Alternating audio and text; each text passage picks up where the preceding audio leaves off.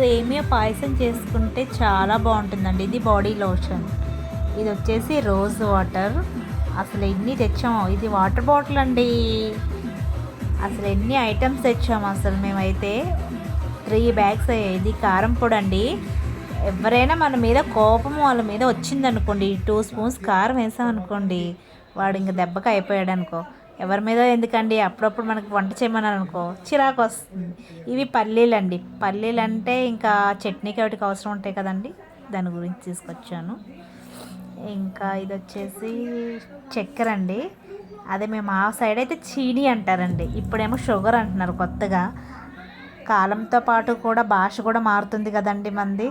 కొంచెం డబ్బు పెరిగేసరికి high range మాటలు, మధ్యలో మనం మిడిల్ క్లాస్ ఉన్నప్పుడు ఎలా మాట్లాడామనేది ఎవరు చూడరండి. ఇప్పుడేమో అంత హై క్లాసు.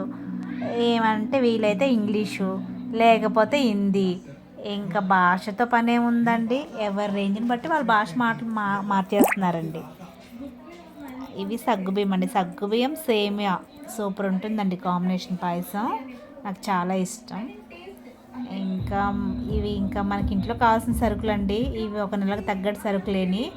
అసలు ఎంత తెలుసా అండి, ఒక ఆటో నిండిపోయింది తీసుకొచ్చాము. నాకు అర్థం కాదు, ఇన్ని ఎందుకు తీసుకొచ్చానా అనిపించిందండి అసలు.